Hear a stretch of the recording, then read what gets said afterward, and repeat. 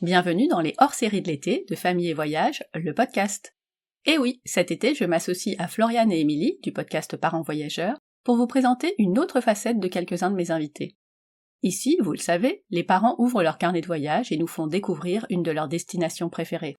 Floriane et Émilie, quant à elles, les interrogent sur leur parcours, leur choix de vie et leurs expériences de voyage en famille.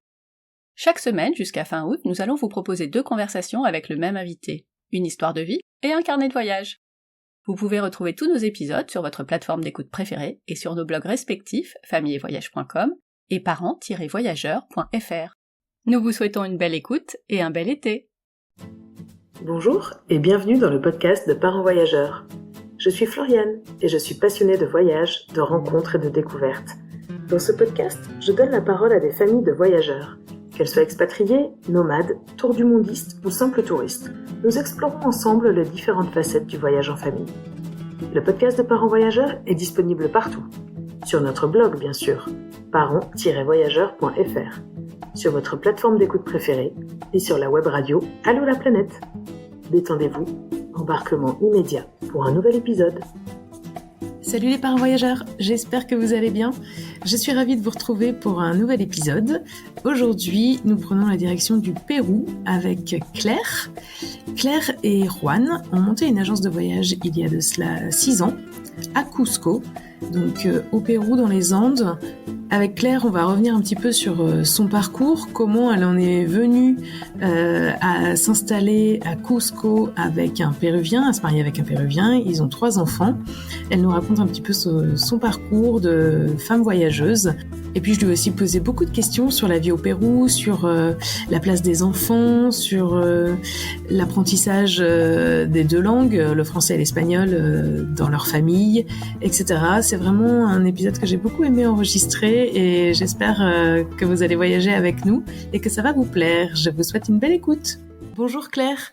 Bienvenue sur le podcast de Parents Voyageurs.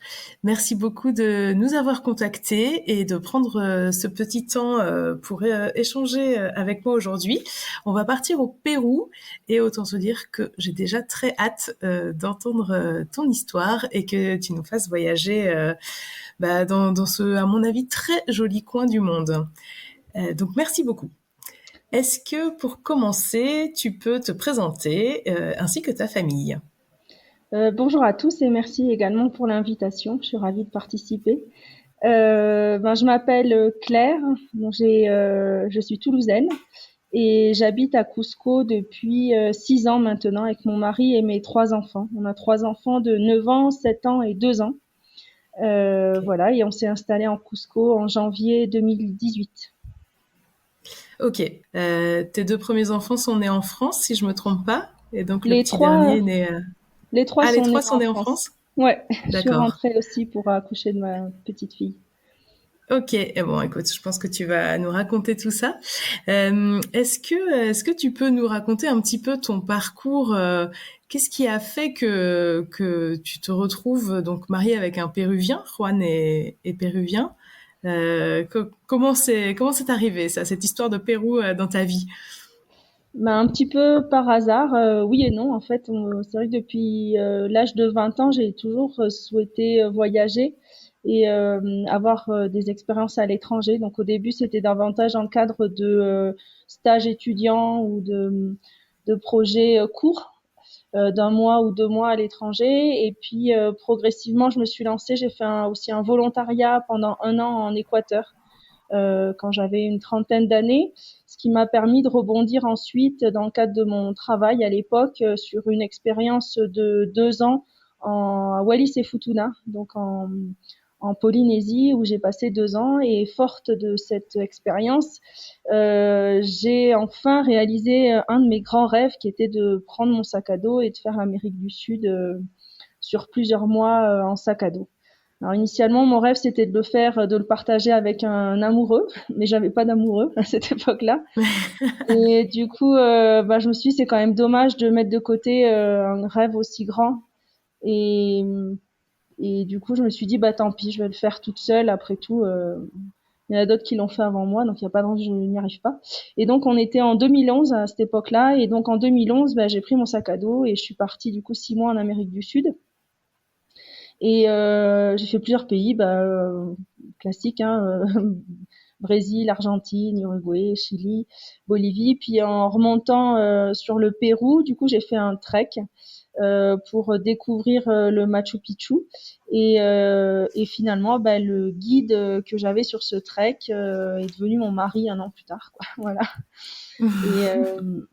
Et voilà, comment je l'ai rencontré il y a maintenant quasiment 12 ans hein, qu'on se connaît. Ok. Ouais, donc t'as quand même, en tout cas toi, une sacrée expérience de voyage. Pour faire ces 6 mois de voyage, du coup, t'avais quitté ton boulot ou comment ça s'était passé? Ouais, j'avais décidé de quitter mon boulot, mais je l'ai quitté en très bons termes. Donc du coup, je savais que j'avais quand même un petit filet de sécurité au cas où si vraiment il y avait une grosse galère. Je sais que il m'aurait trouvé, je pense, une petite place. Mais oui, cela dit, j'ai quand même quitté le boulot et, et c'était une aventure, une très belle aventure, une des plus belles. Ouais, c'est vrai. Et qu'est-ce que ça t'a appris ou qu'est-ce que ça t'a apporté de voyager seule? Parce que du coup, à la base, c'était pas trop le projet. Tu t'étais pas tout Mhm. de suite projeté dans un voyage seul. Et finalement, qu'est-ce que tu y as trouvé? Beaucoup de confiance en moi parce que finalement, quand on voyage seul, du coup, on est face à soi-même et du coup, on se rend compte que, en fait, on est capable, quoi. Enfin, et que surtout, moi, j'étais rarement seule parce que tu croises beaucoup de monde sur les routes, dans les auberges de jeunesse et autres. Et puis à l'époque, nous, il n'y avait pas Facebook, il n'y avait pas tous les moyens, les réseaux sociaux qu'on a Hmm. aujourd'hui. Donc, il n'y avait pas de téléphone, hein, c'est tout bête, mais il fallait encore aller dans des cyber et tout ça. Et du coup, on était, je pense, beaucoup dans la rencontre spontanée et dans la rencontre, voilà, qui naît autour autour d'un café, autour d'un petit déjeuner. Moi, je me rappelle beaucoup des petits déjeuners. Et ça, c'était magique. Et j'ai pas du tout regretté à refaire. Je le referais toute seule en grande. J'en suis certaine, je le referais toute seule à refaire. Pourquoi? Parce que c'est plus facile de rencontrer du monde quand on est seul que quand on est plusieurs, en fait. Et ça c'était génial parce que finalement moi ce qui revient de mes voyages c'est les rencontres que j'ai pu faire. Les paysages étaient beaux, ça c'est certain, mais ce que j'ai gardé dans mon cœur c'est les rencontres. Encore une fois même au-delà de mon mari hein, bien évidemment, mais c'est aussi les amitiés, les moments passés ensemble avec des gens, à partager des moments extraordinaires. Et ça vraiment c'est de magnifiques souvenirs que j'ai encore aujourd'hui et des amitiés qui existent encore aussi. Hein. Mhm. Et du coup, après, enfin, ce voyage s'est arrêté au Pérou et tu es resté au Pérou? Alors non, parce que moi, mon billet retour partait de Medellín en Colombie, donc fallait que je remonte jusqu'à Medellín. Et j'avais aussi l'envie de retourner en Équateur où j'avais vécu un an précédemment pour retrouver les gens avec qui j'avais partagé cette année. Donc du coup, même continué mon voyage.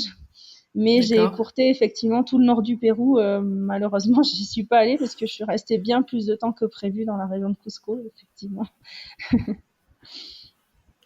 Et donc, t'es rentré en France. T'as pris ton avion à Medellín Oui, et t'es...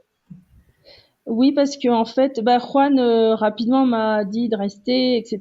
Et je lui dis, en fait non, parce que moi j'avais plus envie de voyager, j'avais envie que d'une chose, je suis toulousaine, j'avais envie qu'une chose, c'est de rentrer à Toulouse, pas très loin de chez mes parents, et retrouver mes racines en fait, parce que souvent c'est ce dont on se Hmm. rend compte aussi dans ces voyages, c'est que on part loin, on découvre plein de choses, mais en fait, moi ça m'a rapproché encore plus de ma région, de mes parents, et j'avais envie aussi de partager cette expérience avec les gens que j'aimais, quoi. Donc du coup, je lui ai dit, ben non, moi j'ai réalisé mon rêve, je suis allée jusqu'au bout du monde et ouais, c'était un de mes rêves, je l'ai fait. Maintenant, j'ai envie de rentrer chez moi, quoi, tout simplement, d'avoir une vie un peu plus normale et voilà. Donc Ok, il est resté, je suis partie. ok. Mais et alors, mais comment vous vous êtes retrouvés? Après forcément quand on a un grand coup de cœur, c'est pas si facile de tourner la page comme ça, donc on a continué à s'écrire beaucoup. Et puis moi j'ai trouvé tout de suite du travail. J'ai eu cette chance-là de trouver rapidement du travail en rentrant. Du coup CDI, du coup plus de vacances, du coup voilà. Donc Ouais, c'était assez compliqué. la Et vie t'a absorbé. c'est ça. Et arrivé, on s'est quitté du coup nous en juin, et arrivé Noël, on était toujours en contact. Et moi je me disais que ça allait pas fonctionner parce que c'était loin, c'était compliqué, ça rentrait pas dans mon schéma à moi, de manière peut-être un peu égoïste, mais voilà.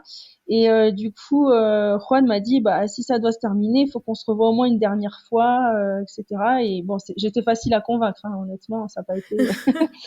Et j'ai dit ok, du coup j'ai rassemblé tous les petits RTT, les petites récup que j'avais, et j'ai réussi à avoir 10 jours pour le mois de mars. Donc je suis revenue au Pérou pour 10 jours au mois de mars l'année suivante. Et je m'étais dit, si ça fonctionne, si si je ressens encore quelque chose de très fort, je lui dirais que la prochaine fois ce sera à lui de venir en France pour qu'il connaisse aussi mon univers, ma culture, ma famille. C'est un autre monde, quoi. Ouais, bien sûr. Et forcément, bien sûr que ça a fonctionné quand on s'est revus, c'est une évidence. Et du coup, j'ai appliqué ce que j'ai dit, c'est-à-dire que je lui ai remis effectivement une carte d'invitation, parce qu'à l'époque, il y avait besoin de visa, c'était très très compliqué pour les Péruviens de voyager. Et du coup, je lui ai remis la carte d'invitation dont il avait besoin pour pouvoir faire toutes les démarches et pouvoir voyager au mois de mai. Au mois de mai, il m'a rejoint du coup pour 15 jours ou 3 semaines en France. Ok. Et de là, donc, comment s'est passé? Vous avez décidé, ok, de poursuivre votre chemin ensemble, mais là, vous étiez en France, et donc aujourd'hui, vous êtes à Cusco. Lui, il s'était dit que la prochaine étape, c'était le mariage, parce qu'effectivement, ça devenait très compliqué d'imaginer à chaque fois des échappées comme ça, sans grand lendemain, en fait. Et la seule option qu'on avait, c'était de se marier, en fait. Du coup, on a décidé, quand il est venu en France au mois de mai, on a décidé ensemble de se marier 3 mois plus tard. 3 mois plus tard, on se mariait du coup à Cusco. Donc là, c'est moi qui suis revenue du coup au Pérou. Là, j'avais des vacances, ça faisait 1 an que je travaillais, donc j'ai pris toutes mes vacances, toutes mes récup, tous mes RTT, et mis bout à bout, ça faisait quasiment 5 semaines de vacances. Et je suis revenue du coup pour me marier à Cusco en août 2013, exactement. D'accord. Et donc de là, le projet, c'était de vivre à Cusco. Et là, non, parce que moi, vraiment, j'étais installée en France, j'avais vraiment envie de rester en France, et réellement, j'ai vraiment eu le sentiment, et encore je l'ai aujourd'hui, en toute honnêteté, comment dire, j'avais plus envie j'avais plus 20 ans, quoi, pour repartir sans projet clair, sans quelque chose de stable qui m'attendait, sans rassurance, disons. Donc, je me sentais pas de tout quitter et pour partir à Cusco. Pourquoi faire, en fait, sans projet, sans rien. Pour moi, ça n'avait pas de sens, en fait. Et du coup, c'est lui qui m'a rejoint du coup à Toulouse quelques mois après notre mariage. Il m'a rejoint et on a vécu 4 ans du coup en France ensemble. D'accord. Voilà. Et donc, pendant ces 4 ans, 2 enfants ont rejoint l'équipage. Voilà, exactement. Il y a 2 petits garçons qui sont nés, Waira et Cory. Et pendant ces 4 ans, Juan, très rapidement, c'était pas évident pour lui parce que, comme beaucoup d'étrangers, trouver du travail, trouver sa place en Occident, c'est pas quelque chose qui est si évident que ça. Mais il a toujours bossé, il a toujours fait des petits boulots, mais malheureusement rien d'épanouissant comme être guide au Machu Picchu, quoi. Donc c'était pas forcément très évident. Mais il avait ce projet assez rapidement, du coup, de créer sa propre agence. Et effectivement, ce projet d'agence de tourisme, elle est vraiment venue de lui. C'était quelque chose qui lui tenait à cœur. Et très concrètement, il a mis 4 ans à me convaincre, en fait, parce que je suis pas une tête brûlée, hein. Je suis plutôt quelqu'un qui fait les choses de manière assez scolaire, organisée, Voilà. Et du coup, partir comme ça, recréer un projet, de nouveau laisser derrière moi un emploi et toute la rassurance qu'on peut avoir aussi en France, hein, sécurité sociale, le chômage, la CAF, toutes ces choses-là. Ça avait du sens en fait pour moi et je me voyais pas tout abandonner comme ça. Donc du coup, on a mis 4 ans à monter ce projet-là. Et il a fini par me convaincre tout simplement grâce à des professeurs en fait, puisque Juan il a repris des études pour être guide et accompagnateur de tourisme en France. Et du coup, en parallèle, il devait monter un projet. Et le projet était entièrement tourné du coup vers le Pérou, vers l'agence qu'il souhaitait créer. Et donc, on a été très transparent avec les professeurs en leur expliquant que voilà, c'était un projet familial, on avait envie de partir au Pérou, etc. Donc moi, j'ai suivi les cours un petit peu grâce à lui. Je l'ai aidé à monter les dossiers, mais de manière transparente avec l'école, bien sûr. Et au final, lors du dernier rendez-vous qu'on a eu avec ses professeurs, sa professeure principale lui dit mais en fait vous attendez quoi parce que le projet il est prêt, tout a bien été validé, vous êtes prêt à partir mais vous attendez quoi en fait? Et moi je dis Ah oui, en du fait coup, j'ai c'était peur. plus qu'un projet d'école finalement que vous aviez construit. Ah bah C'était oui, pas juste pour bien avoir le sûr, diplôme, c'était vraiment un projet de pas vie du tout, qui tenait la route du début à pas la du fin, tout. quoi. Et au final, quand moi j'ai eu la validation de cet institut de formation, je me suis dit, je me revois remonter dans la voiture pour retourner au boulot. Et là, je me suis dit, c'est bon, on y va, quoi. C'est parti. Enfin, moi, j'avais un peu comme une petite certification à la française, comme quoi je faisais pas n'importe quoi, qu'on restait dans les clous, que voilà, professionnellement, ça tenait la route.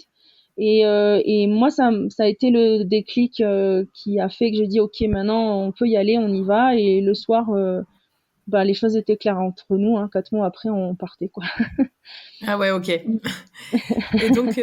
donc c'était parti pour vous installer. Donc ça a toujours été à Cusco. Juan est originaire de là-bas.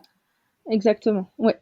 Ok. Et est-ce que donc toi tu connaissais un petit peu pour y avoir passé quelques semaines dans ta vie? Est-ce que tes enfants, vous aviez déjà eu l'occasion du coup d'aller au Pérou quand ils étaient tout petits? Oui, on y était allé un an avant pour Noël, voir la famille. Ouais. Mais voilà. Et là, les enfants, il y en avait un il avait 1 an et demi et l'autre, il allait naître quelques mois après. Donc du coup, il était vraiment très petit pour pouvoir se souvenir de cet épisode-là. Donc quand on est reparti, le plus grand, il avait 3 ans, le deuxième, il avait 1 an et demi. Donc Ouais. ils étaient vraiment tout petits, tout petits. Ouais. Oui, oui. Et du coup, ils s'en souvenaient peut-être pas. Ton aîné, il s'en souvenait peut-être pas trop, Non, ouais, du voyage non, d'avant. non. Et toi, est-ce que, enfin, qu'est-ce que ça représentait pour toi, du coup, d'aller t'installer au Pérou? Est-ce que tu en avais déjà rêvé de vivre à l'étranger comme ça? Parce que là, vous partiez pas juste pour 1 an ou 2 ans, il n'y avait pas de date de fin. Donc, est-ce que c'est un Alors il n'y avait projet pas que de tu date avais de déjà eu? fin, mais moi je suis partie en étant en congé parental, ce qui me permettait d'avoir encore une fois ce petit coussin de sécurité au cas où si ça fonctionnait pas. Je savais que voilà, je pouvais rentrer en Toulouse. Après c'est pas évident parce qu'on avait lâché tout, hein. On avait vendu la voiture Ouais. qu'on avait, on avait lâché notre appart, on avait voilà revendu un maximum d'affaires. Donc revenir ça aurait pas été très simple non plus. Mais il y avait quand même cette petite sécurité. Au début, on s'est dit, enfin en tout cas moi, je me suis dit, voilà, on part 1 an et si ça fonctionne, on continue et puis sinon, ben voilà. Après, très très D'accord. rapidement, quand on est arrivé, ça tout de suite, rapidement, j'ai su que j'allais rester, quoi. Parce que ça a rapidement fonctionné. Alors c'est pas non plus enfin c'était pas une croissance extraordinaire, mais en tout cas on avait des demandes, on était actifs, puis on voyait qu'il y a des choses qui se passaient, donc il y avait de l'espoir quoi, franchement que ça fonctionne vraiment. Et Ouais, ouais. et on avait confiance en nous. Moi j'avais confiance en notre projet vraiment. Hein. On y croyait vraiment tous les deux quoi. Ok. Vraiment Mais on l'a préparé quoi. On l'a préparé, on n'est pas venu comme ça et on verra bien. C'était pas du tout dans cette démarche oui, là oui. qu'on est parti quoi.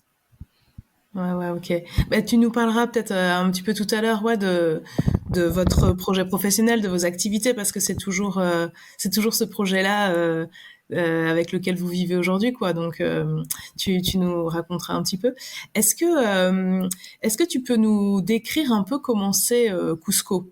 Parce que alors moi je ne suis jamais allée au Pérou et donc je n'ai aucune idée. Déjà, enfin c'est une grande ville, c'est une petite ville, c'est très en altitude, c'est Cusco, c'est à 3500 mètres d'altitude. Donc, c'est dans les ok. montagnes, au cœur de la cordillère des Andes. Et Cusco, c'est 500 000 habitants. Euh, et c'est la particularité de Cusco, c'est d'être une ville quand même très touristique puisqu'on est à vol d'oiseau, on est à 80 km du Machu Picchu. Donc la D'accord. ville, elle vit à 70% du tourisme. Donc c'est une ville qui est animée, c'est une ville où il y a beaucoup d'activités, c'est une ville où les gens aiment rester aussi parce que depuis Cusco, on peut rayonner autour et faire plein d'activités, découvrir plein de paysages, faire des treks, etc. Ce qui fait que c'est une ville où les gens restent au minimum une semaine, quoi, une semaine à 10 jours. Donc, ouais, c'est une ville qui attire. C'est une très jolie ville. C'est une très belle ville avec une histoire, bien sûr, incroyable. Donc, c'est un musée à ciel ouvert. Quand on se promène à Cusco, il y a des, c'est magique, quoi. Il y a une énergie qui se dégage de cette ville, vraiment qui est fabuleuse. Enfin, moi que j'ai pas retrouvé ailleurs et on s'y attache. Les gens, ils s'attachent à Cusco. On a toujours du mal à partir de Cusco. Les gens, ils disent Ah qu'ils oui, reviennent en général. ouais. Ok, mais donc du coup, oui, moi je m'imaginais pas quand même une ville si grande, 500 000 habitants, c'est énorme finalement. T'es à Ouais. 3500 mètres d'altitude, donc ça aussi c'est énorme. Faut quand même, je pense qu'on a un peu de mal à se rendre compte là. Bon, moi j'habite Ouais. au bord de la mer presque, donc voilà, je suis plutôt à 35 mètres d'altitude max. C'est un truc de fou et c'est une très grande ville. Ouais, en fait, vous débarquez pas non plus complètement dans la pampa. Il y a et ça a été facile pour vous de vous installer, pour toi les enfants. Après, j'imagine que Juan a retrouvé finalement, bah lui sa vie d'avant. Enfin, pas tout à fait la même vie, mais Ouais. il avait tous ses repères et tout ça, quoi. Ben oui, au début, bien sûr, on a atterri du coup chez sa maman. Où on est resté 3 mois à peu près, le temps de chercher, de trouver une petite maison qu'on a rapidement trouvée finalement. Et après, ça a démarré. Enfin, de toute façon, moi, je suis jamais restée inactive. Hein. Enfin, fallait bosser parce que si on bossait pas, il y a rien qui arrivait. Hein. Donc, pour Ouais, vivre, il ouais. fallait travailler. Donc, du coup, très vite, on a été quand même très, très actifs. On n'a pas fait du tourisme nous pour le coup au début. Et puis, il fallait trouver un lieu pour les enfants, pour l'école, le ceci, le cela. Enfin, du coup, c'est une nouvelle vie à construire. Donc, on est très, très occupés quand même très vite au début. Et, euh, et, et, et du coup, ouais, on a vite trouvé nos marques. Ouais, ça s'est bien passé. Enfin, j'ai un bon souvenir, moi, de cette arrivée. C'était, encore une fois, c'était vraiment ça, le souvenir que j'ai, c'était plein d'espoir, quoi. C'était génial. Et puis de découvrir moi, j'avais pas l'habitude jusqu'à présent, j'avais toujours été salariée. Je connaissais pas l'aventure entrepreneuriale et goûter à ça, waouh, enfin c'était génial parce qu'on se fait son propre emploi du temps. Quand on est bosseur, je veux dire, il y a des choses à faire, quoi. Hein. Enfin c'est pas les vacances, mais du coup on se le fait à son rythme. Et ça, j'ai cette saveur du début là, elle est fabuleuse. C'est comme quand on goûte pour la première fois, je sais pas moi, un fruit qu'on connaît pas, et exotique, et on se dit ah c'est trop bon, c'est génial. Et là c'est vraiment la même chose quoi. C'était super. Franchement, ouais, de Et belles découvertes. avec les enfants, du coup, donc à 1 an et demi et 3 ans, bon, 1 an et demi, j'imagine que les enfants sont pas scolarisés, mais comment ça se passe du coup? Enfin, je sais pas, la crèche, l'école, les garderies, comment ça marche là-bas? Ouais, bah le plus grand il allait à l'équivalent de la maternelle quoi. Et Mm. l'autre il est le plus petit, Cory, lui il est resté avec moi. Et puis après il y avait la famille de Juan aussi, hein, ils sont tous ici sur Cusco, donc ils nous ont quand même beaucoup aidés. Pour s'occuper des enfants et tout ça quand il y avait besoin. Euh, donc, moi, l'équilibre, c'était pas toujours évident avec le plus petit pour travailler. Je me revois, moi, parce qu'ici, à Cusco, il faut se dire que c'est que des rues pavées en pente, ça monte, ça descend. Donc, les poussettes, Ouais. faut oublier, c'est impossible, impossible. Et à 1 an et demi, 2 ans, il marche pas toujours. Donc, Ouais. je me revois prendre des détours énormes pour au moins l'avoir en poussette le maximum. Pour arriver d'un point A à un point B, je faisais des détours de fou pour juste pour pouvoir faire les trajets en poussette. Donc voilà, après c'est rigolo, c'était pas, il y a pire quoi comme expérience. Et au niveau de la langue, vous avez toujours parlé français et espagnol à la maison, du fait que vous êtes une famille biculturelle? Alors, bonne question. Moi, en fait, je suis de famille espagnole, donc et j'avais vécu en Équateur, donc je parlais déjà quand même correctement l'espagnol quand on s'est rencontrés. En France, ben, comme la langue de rencontre, bah, c'était l'espagnol. Moi, je vais beaucoup parler espagnol, ce qui le faisait beaucoup râler parce qu'il me disait, mais comment tu veux que j'apprenne le français si tu me parles espagnol? Sauf que pour moi, c'était facile. Et en français, bah lui, il a appris le français en venant en France, donc c'était un peu plus galère, quoi, pour lui d'avoir une conversation en français. Mais bien sûr qu'il avait raison, il fallait que je lui parle beaucoup plus français que ça, mais j'avais du mal. Donc paradoxalement, on a beaucoup parlé espagnol en France et on parle beaucoup Ouais. français maintenant au Pérou. Donc c'est vraiment rigolo. Mais les enfants, du coup, bah, ils sont bilingues complètement. C'est vraiment leurs deux langues maternelles. Enfin, ils dissocient pas les deux, en Ouais. fait. C'est réellement, ils sont sur le même pied d'égalité avec le français et l'espagnol, tous les deux. Parce que ici, actuellement, on parle beaucoup, beaucoup français. Et à l'extérieur, à l'école, avec la famille, bah, ils parlent tout le temps forcément espagnol. Donc, du coup, les deux langues sont nécessaires et utiles pour eux, actuellement, ici au Pérou. Ouais, ouais. Mais c'est marrant parce que j'ai interviewé il y a pas longtemps Hélène, qui est une famille, enfin, qui fait partie d'une famille française. Ils ont été expatriés plusieurs années en Nouvelle-Zélande. Et du coup, quand ils habitaient en Nouvelle-Zélande, elle faisait des pieds et des mains pour que ses enfants parlent français, pour qu'ils aient un peu une culture française et qu'ils apprennent, ouais, la langue française, qu'ils la pratiquent dans la famille. Et maintenant, ils sont rentrés, donc ils sont installés en Suisse. Et du coup, bah, le français est devenu la langue de la vie en société et l'anglais est très très Ah présent ouais. à la maison. Alors que bon, ils sont tous français au final, mais c'est resté. Donc c'est un peu comme vous Ouais. finalement. Ouais. La langue de la famille n'est pas celle de la vie en société, quoi. C'est C'est assez ça. drôle. Ouais, ouais. On a eu aussi des témoignages sur la difficulté de maintenir un bon niveau de français au niveau de la lecture et de l'écriture, notamment chez les enfants qui grandissent pas dans le système scolaire français ou au moins francophone. Est-ce que toi tu mets des choses particulières en place à ce niveau-là? Est-ce que c'est un sujet important pour qu'ils sachent bien lire et écrire en français? Alors, en fait, pendant le Covid, il faut savoir que les écoles ici ont été fermées 2 ans. Hein. Donc, toute l'année Ah ouais, 2020 et toute l'année 2021, les écoles étaient fermées au Pérou avec uniquement avec une proposition d'école virtuelle. Mais on sait les difficultés d'une école virtuelle dans la vie normale. Franchement, c'était très, très, très compliqué.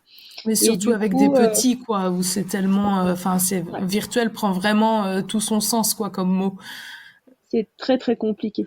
Et Ouais, du coup, moi, je suis rentrée en France pendant 5 mois parce que aussi pour accoucher du coup de ma troisième petite fille. Et du coup, je suis rentrée avec les garçons et je les ai scolarisés en France pendant d'accord. 5 mois. Et ça leur a permis du coup bah, de se confronter à la culture française à l'école, mais au plus grand bah, d'apprendre à lire et à écrire en français.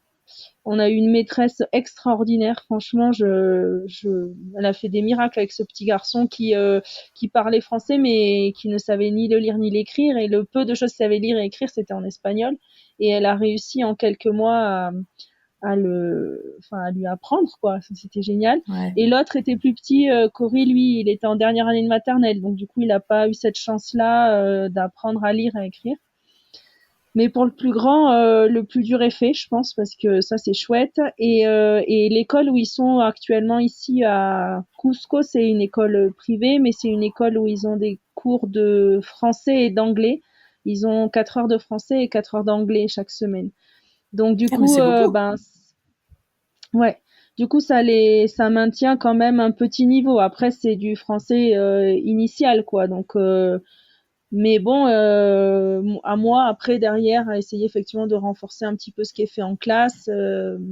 Mais bon, après, malheureusement, oui, il y aurait plein de choses à faire. Je sais qu'il y a le CNED, il y a des familles qui arrivent à faire suivre à leurs enfants le cursus du CNED. Moi, honnêtement, j'ai absolument pas le temps. Vraiment, je, après, c'est peut-être des choix de vie, mais C'est très difficile, hein, à la fois, enfin pour des enfants qui sont déjà scolarisés dans un système, en fait, tu leur refais refaire une deuxième école, quoi. Donc c'est à la ouais, fois, c'est un très lourd investissement pour les enfants et pour les parents, bien sûr. Donc ouais, j'imagine que là c'est assez compliqué. Mais bon, c'est vachement bien quand même. 4 heures de français par semaine ouais, dans leur école, c'est déjà beaucoup quand même, 4 heures de français, en plus de 4 heures d'anglais. Donc ça ouais, permet quand même de poser des bases grammaticales, j'imagine. Et puis c'est ça. parce que la langue française, bon après ça ressemble pas mal à l'espagnol quand même aussi dans les structures de Ouais, phrases et mais tout ça. l'orthographe du français, Ouais, ça reste, ah ouais, si ouais. tu l'apprends pas, Non, mais c'est là que compliqué. tu te rends compte que le français, en fait, c'est hyper Ouais. difficile, quoi. Mais je vois que le plus grand qui lui est allé à l'école, alors il a fait qu'une moitié de CE1, pardon, une moitié de CE1, et ben il explique au plus petit, oui mais E-A-U ça c'est O en français. A-U ça fait O parce que ils parlent parfaitement le français eux, hein, c'est vraiment ils ont pas d'accent, rien. Mais voilà, c'est vrai que c'est bizarre de voir un petit garçon quand on rentre en France, on a l'impression qu'ils sortent d'une caverne quoi. Je sais pas ce que pensent les gens, mais parce qu'ils parlent très bien, mais il y a plein de choses qui ne font pas référence à leur quotidien. Donc, ils ont des expressions, ils vont franciser une expression péruvienne, quoi. Mais ça ne Ah veut rien ouais. dire, en fait, pour des Français. Et puis après, il y a des choses des produits qu'en France, je sais pas, moi, je sais pas, moi, ce qui m'avait fait rigoler, c'était les Kinder Pingui. Tous les enfants connaissent les Kinder Pingui. Ben oui, eux, ils connaissaient pas. Alors, ils disaient, ben, c'est quoi ça? Les gens doivent se dire, mais elle les fait vivre dans une caverne ou ils sortent Bon, d'où en ces même temps, gamins? c'est pas grave, hein, le Kinder Pingui, Non, mais c'est rigolo. Enfin, plein de petites choses comme ça, je pense à ça, mais ouais, ouais, c'est c'est marrant, rigolo. ouais. Et, euh, et ça serait quoi, tu dirais, les différences majeures d'élever des enfants au Pérou, contrairement à élever des enfants en France? Waouh, c'est une belle question, mais je sais pas si j'ai assez de recul pour y répondre. Il y en a beaucoup des différences, beaucoup. Euh, mais j'ai l'impression de pas encore avoir la maturité pour y répondre de manière. Je le ressens en fait, mais j'ai pas encore le recul. J'ai l'impression. Je le ressens parce que quand je rentre en France, je sens un décalage. Je sens ils sont pas dans le moule français, ils sont un peu à part.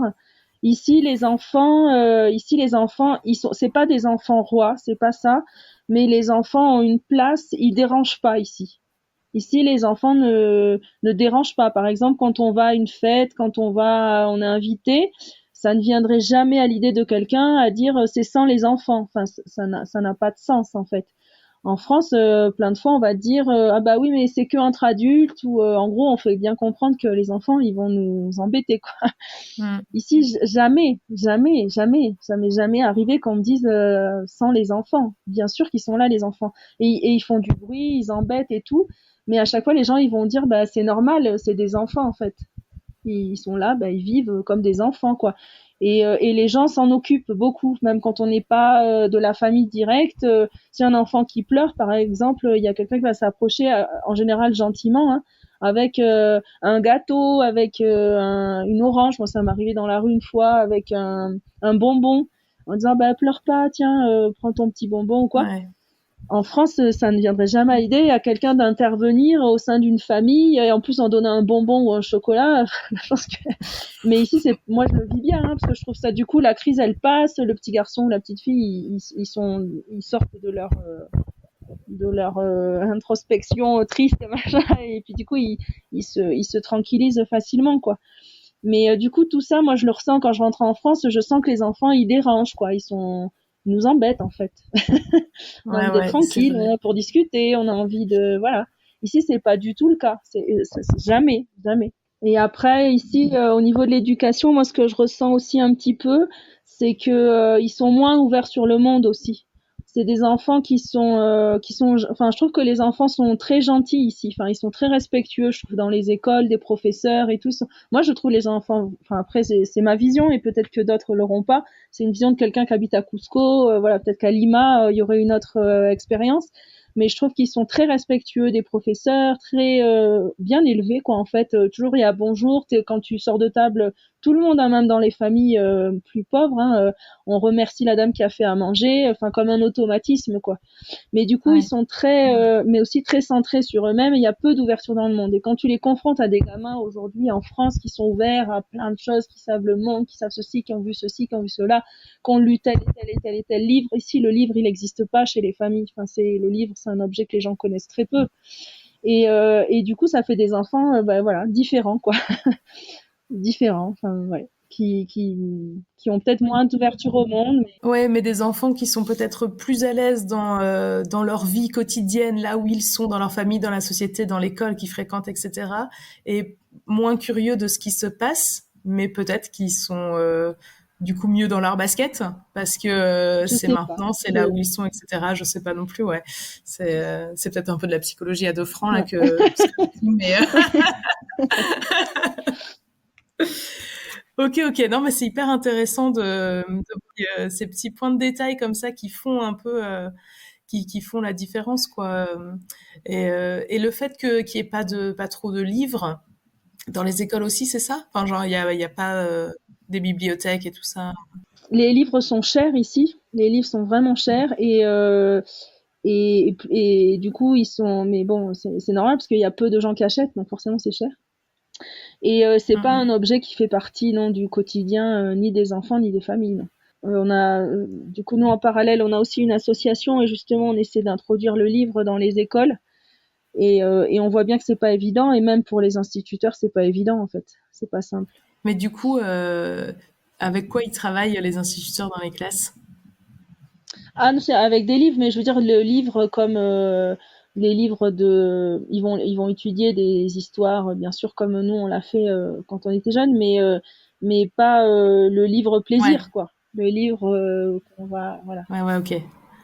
qu'on voilà. Alors que c'est vrai qu'en France, en tout cas, moi je trouve avec mes enfants, enfin on a habité en Belgique, c'était pareil.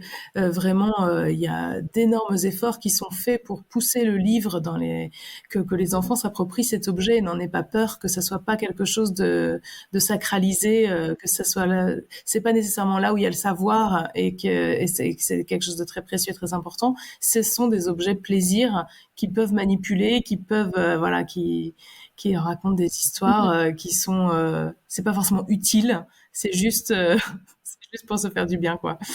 Ok. Il y a quelques mois, Émilie donc avait interviewé une famille de voyageurs qu'elle a suivi pendant plusieurs épisodes qui ont voyagé en Amérique du Sud. Donc c'est Anthony et Anne Ségolène pour nos auditeurs du projet Familare. Ils sont passés par le Pérou où ils ont vécu quand même des moments assez difficiles parce que c'était pendant la crise politique du Pérou. Donc en termes de date, je pense que c'était quoi 2022, peut-être début 2023, je sais pas exactement. Est-ce que tu pourrais nous expliquer un petit peu ce qui s'est passé ou ce qui se passe encore d'ailleurs au Pérou, parce qu'en fait en France on est, je trouve, pas très bien informé de tout ça, c'est pas facile d'avoir des informations. Ben alors déjà on est en Amérique du Sud. En Amérique du Sud il y a une instabilité politique chronique dans tous les pays. Donc on est dans un pays qui a connu oui une crise politique de janvier 2022 à février 2023 pendant 3 mois. Mais c'est une crise politique parmi de nombreuses autres. Quand c'est pas le Pérou, c'est l'Équateur. Quand c'est pas l'Équateur, c'est le Chili. Quand c'est pas le Chili, c'est le Brésil. Enfin, je veux dire, on est dans des pays très instables politiquement. Donc ici, oui, ça a été vécu difficilement parce que du coup, ça a bloqué concrètement le pays de manière drastique. Mais pour les personnes, elles sont résignées ici. Hein. Faut dire, ça va passer. Ah ouais. C'est comme ça. On a vécu ça aussi il y a quelques années. Regarde, maintenant, c'est l'Équateur. Enfin, voilà. Donc en interne, oui, ça a été dur parce que ici, t'as pas d'aide sociale, donc si tu travailles pas, t'as pas d'argent. Donc effectivement, c'est du coup un arrêt brut de tous les revenus pour tout le monde, donc c'est très difficile. Mais pour les gens, très malheureusement, c'est quelque chose qui fait partie de leur univers et de leur possible. Voilà. Donc, pour résumer, ce qui s'est passé, c'est en 2021, il y a eu les élections présidentielles. Ici, on était encore en pleine, c'était encore difficile par rapport au Covid. Et il y avait 18 candidats. Sur les 18 candidats, il n'en restait que 2, l'extrême droite et l'extrême gauche. L'extrême droite, c'était la fille du dictateur Fujimori, qui avait été condamné pour crime contre l'humanité, elle a d'énormes casseroles et elle trempe dans de nombreuses histoires de corruption. Et de l'autre côté, c'était un instituteur des Andes qui représentait la gauche, du coup, et qui est sorti un petit peu du chapeau sans réelle base politique, sans légitimité, sans soutien, et qui a finalement, c'est lui qui a été élu. Il y avait 100 000 voix d'écart, hein, même moins, je crois. C'était vraiment, ça s'est joué dans un mouchoir de poche. Lui a été élu avec l'énorme soutien de toute la partie andine. À Cusco, ils ont voté à 85% pour Castillo, pour cet instituteur devenu président ensuite. Donc ça a nourri d'énormes espoirs de la part de toute la population andine, des espoirs de représentativité, des espoirs d'écoute, des espoirs de changement face à une ultra-droite en face. Et la difficulté, c'est que l'équivalent de leur assemblée nationale, ici, leur congrès, lui, est resté à droite, donc il avait pas de soutien. Donc c'est une histoire qu'il pouvait pas tenir debout en fait, parce que il était tout seul en fait, contre tous, j'ai envie de dire. Et du coup, ils ont réussi au bout de 3 fois finalement à le faire sauter pour des histoires apparemment de corruption. Ce qui est tout à fait possible, parce que la corruption ici, elle est partout, tout le temps. Tout le monde s'est fait. Je connais personne qui peut passer à travers. À un moment donné, pour que les choses avancent, elle fait partie du quotidien. Donc, j'imagine même pas au niveau au niveau d'un président du Pérou. Bien sûr qu'il a dû tremper là-dedans, mais encore une fois, voilà. Et du coup, ils l'ont fait sauter le 8 décembre 2022. Le 8 décembre 2022, tous les paysans, les campesines ou les gens des Andes sont sortis dans la rue en fait, parce qu'ils se sont fait voler leur président. Ils ont perdu leur président et du coup, ils ont été très mécontents, ce qui peut se comprendre.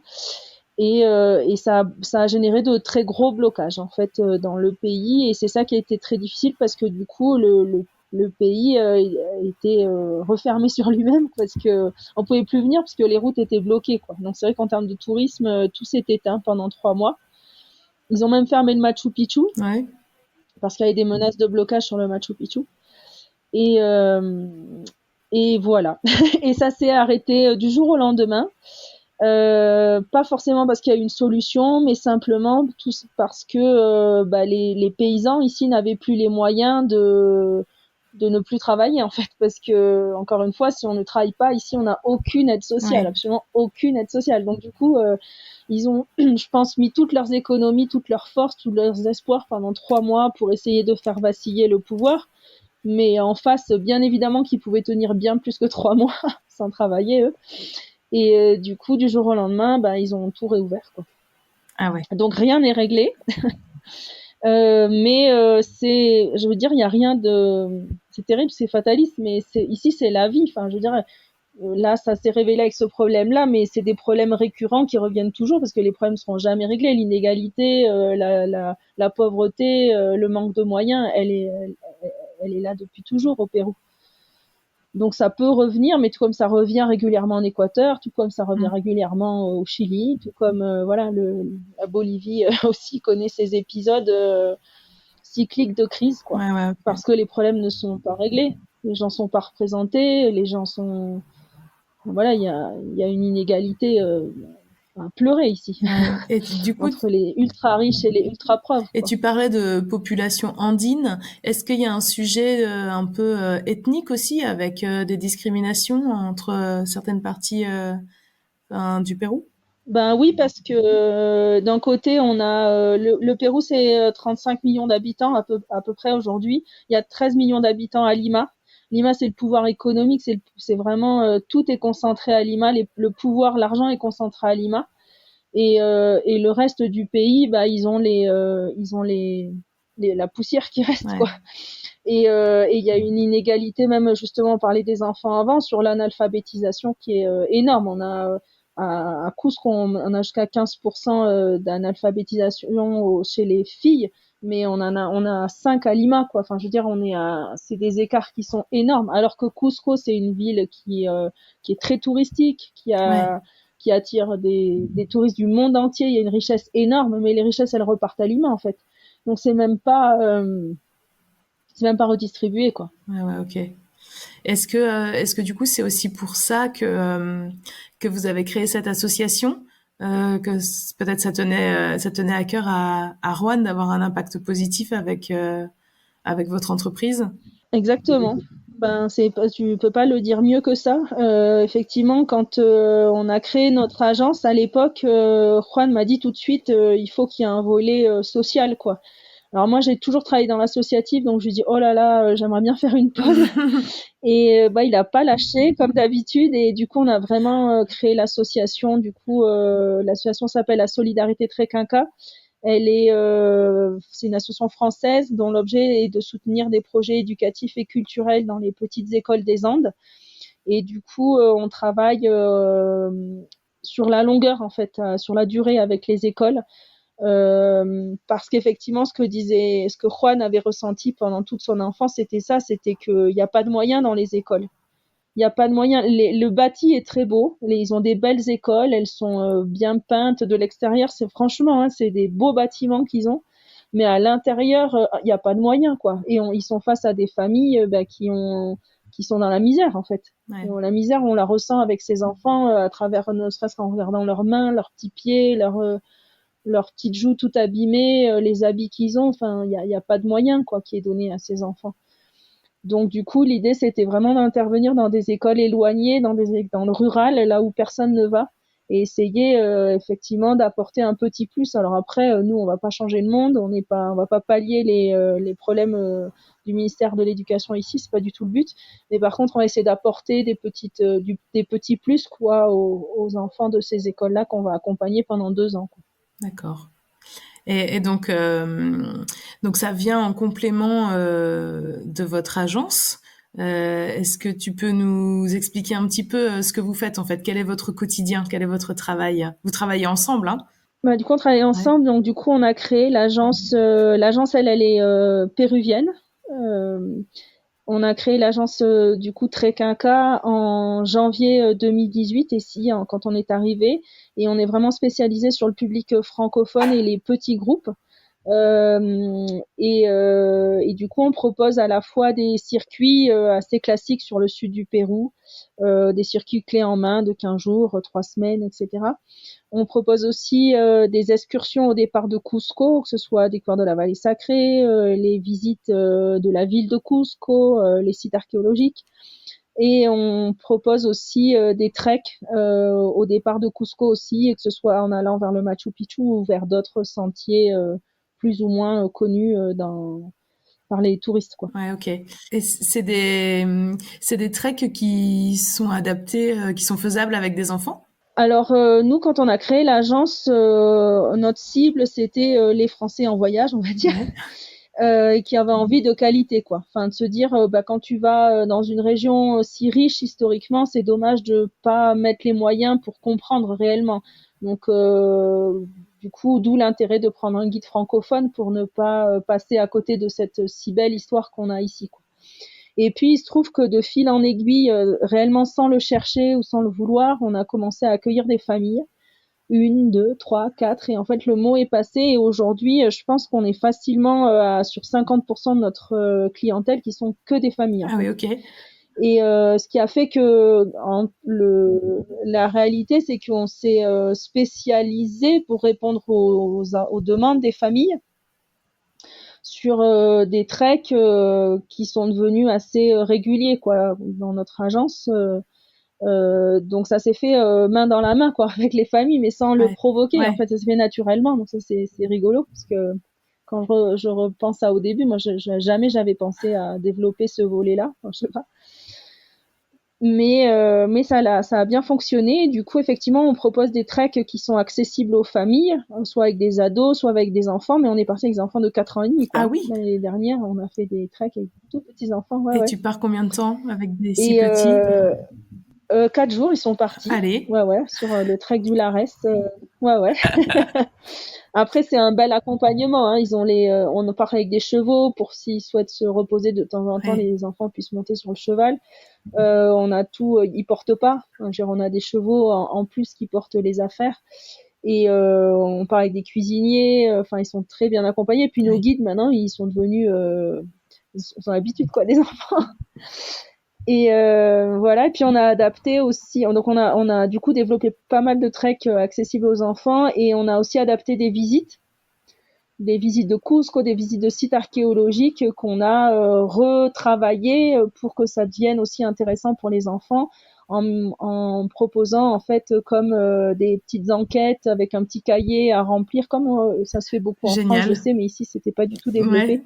Où il faut répondre à plein de questions sur les Incas pendant la visite, quoi. Voilà. Donc ça fonctionne aussi très bien. Ouais, ben ça m'étonne pas, et c'est vrai que ce genre de choses, on le trouve vraiment de plus en plus partout dans les pays occidentaux, je trouve. Et après, bon, Amérique du Sud, du coup, je connais pas vraiment, mais oui, que ce soit en Asie ou dès que tu sors un petit peu d'un truc touristique bien organisé, bon bah t'as plus rien pour les enfants. Et pourtant, ça marche à fond. Les enfants adhèrent. Bon, j'imagine que c'est le cas aussi. Les enfants adhèrent énormément, ils apprennent plein de choses.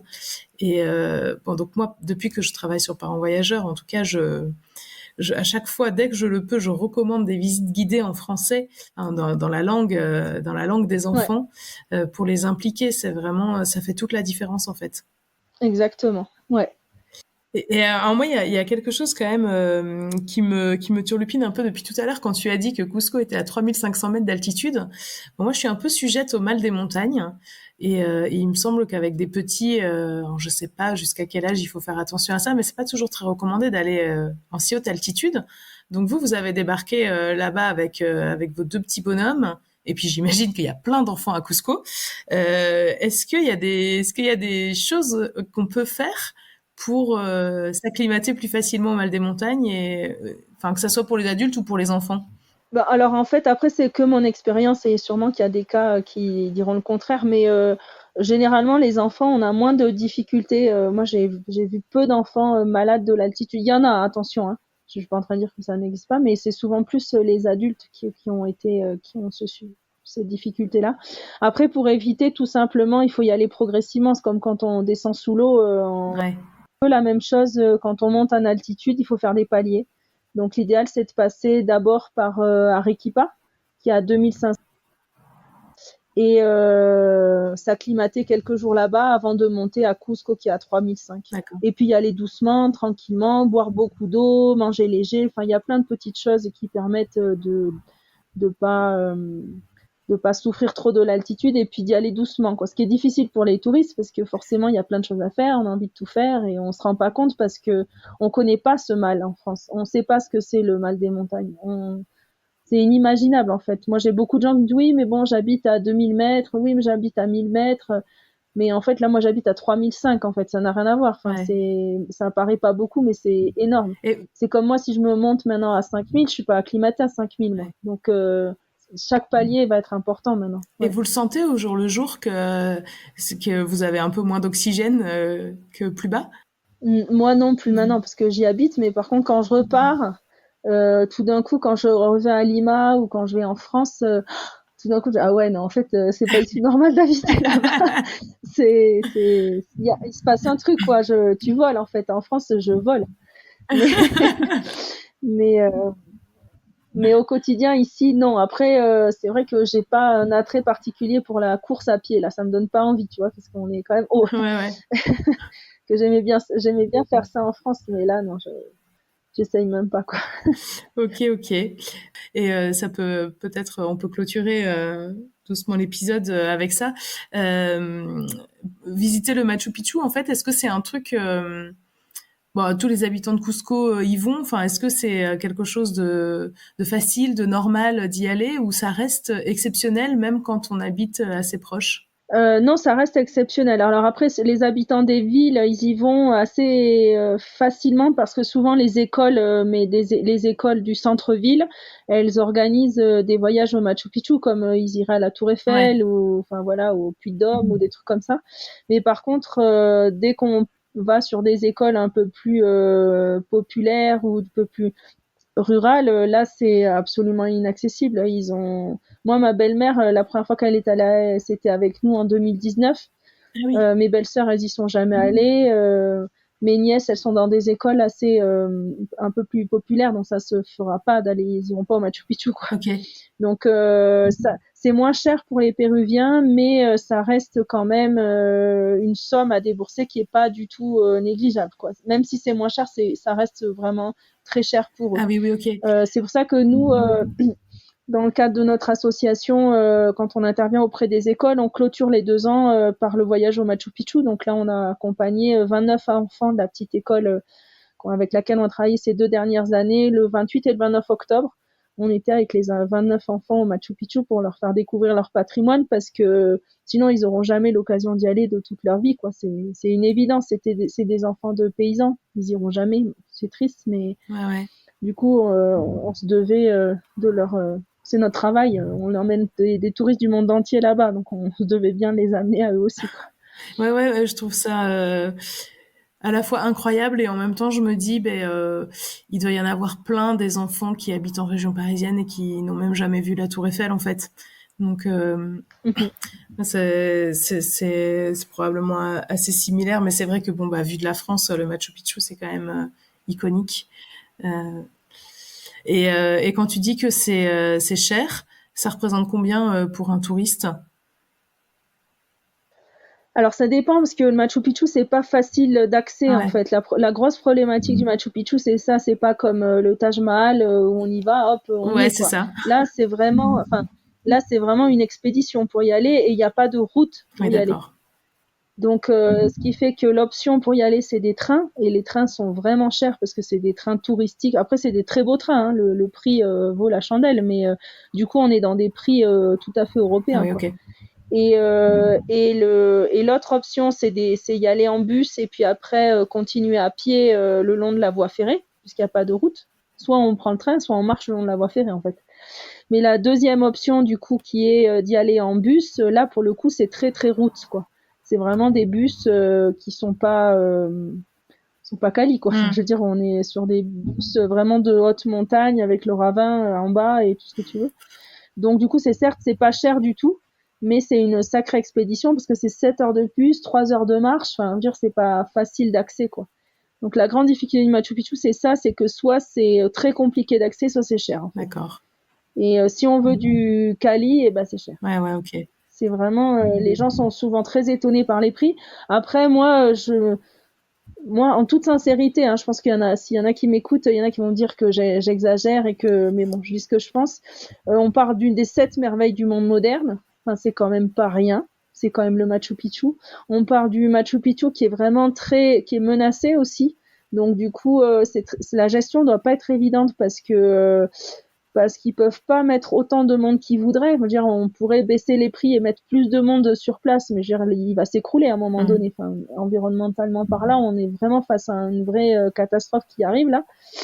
Et donc, ben, c'est cher, voilà. Je pense que la qualité de ce qu'on va voir m'étonne pas tant que ça en termes de prix. Après, voilà.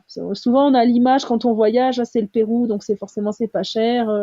C'est les pays du Sud, etc. Ben oui, mais sauf que là, on parle d'une des 7 merveilles du monde moderne, en fait. Donc, nous-mêmes, ici, à Cusco, on est sur du 2500 $ le mètre carré, quoi, dans la ville pour Oui. acheter. Enfin, on est dans une bulle, en fait, et une bulle touristique. Donc, forcément, tout est très cher. Ouais. Tout est très, très cher ici. Ouais, puis j'imagine en plus Donc, ben, pour les touristes aussi, en quoi. termes d'approvisionnement, etc. Enfin, je veux dire, c'est comme quand on achète que des produits importés, quand on vit sur une île au milieu du Pacifique. Bon, bah là, c'est à 3500 mètres d'altitude, donc en fait, tout est compliqué. T'as tout compris, c'est ça. Bah écoute, un grand merci vraiment Claire pour ce partage, de nous avoir fait voyager jusqu'à Cusco. Et d'ailleurs, j'ai remarqué que tu dis Cusco. Tu traînes un petit peu sur, Oui. sur le U. C'est ton accent toulousain qui s'est ramené dans l'espagnol ou c'est comme ça qu'on dit Cusco? Non, je pense que c'est d'ici, c'est l'accent d'ici, D'accord. je pense. Écoute, merci beaucoup. Et puis peut-être à bientôt. Merci vraiment. Bah, merci à vous aussi, puis j'espère accueillir encore plein de familles et d'enfants, parce que c'est très chouette de bosser avec eux, enfin de leur faire découvrir, de sentir, enfin c'est un challenge à chaque fois. Intéresser des adultes déjà intéressés par l'histoire, j'ai envie de dire, c'est notre métier, on sait le faire quoi. Mais intéresser des enfants, c'est une difficulté bien plus, c'est un autre challenge Ouais. quoi. Et on est assez content quand on a des enfants qui reviennent d'un trek avec le sourire, content. On se dit que waouh, on a réussi à leur faire aimer la randonnée. On espère qu'ils auront aussi d'autres expériences plus tard dans d'autres pays, peut-être de trek. Et c'est une responsabilité, en tout cas, qu'on prend vraiment à cœur, quoi. Pareil, c'est moi qui anime la plupart du temps les visites de Cusco, Ouais. puisque je suis guide aussi, moi aussi, depuis un an, j'ai le diplôme de guide. Et quand je termine les visites et que je vois que les enfants ils sont pas ennuyés, qu'ils ont rempli tout leur petit carnet, qu'ils ont plein de questions, honnêtement, je me dis que ouais, on a réussi quelque chose quoi. On a réussi à planter des petites graines. Ouais, c'est sûr. Et franchement, merci à tous les guides du monde qui prennent du temps pour se mettre à hauteur de nos enfants, pour pour les intéresser, parce qu'en fait c'est passionnant. C'est comme ça qu'on développe leur curiosité et qu'on en fait, je crois, de meilleurs citoyens du monde, quoi. Donc vraiment, ouais, merci pour cette belle initiative. Merci beaucoup, Claire. Merci à toi. Ciao. Merci. Au revoir. Un immense merci à Claire pour son témoignage pour le podcast de Parents Voyageurs. J'espère que ça vous a plu. Si vous voulez des infos pour visiter le Machu Picchu, découvrir Cusco et les Andes en compagnie de Claire et Juan, je vous mets évidemment tous les liens dans les notes de l'épisode sur le blog de Parents Voyageurs. Claire m'a envoyé aussi de chouettes photos. Je vous mets ça évidemment. L'agence s'appelle Trek Inca, TREKKINCA, il y a 2 K au milieu et vous aurez toutes les infos. Comme d'habitude, si cet épisode vous a plu, n'hésitez pas à mettre 5 étoiles pour le podcast Parents Voyageurs sur votre plateforme d'écoute. Un petit commentaire, ça nous aide à gagner en visibilité. Vous pouvez en parler et partager cet épisode sur les réseaux sociaux en nous taguant et bien sûr en parler tout simplement dans votre entourage. Cela nous aide grandement. Un grand merci à vous et je vous dis à très bientôt pour de nouvelles aventures.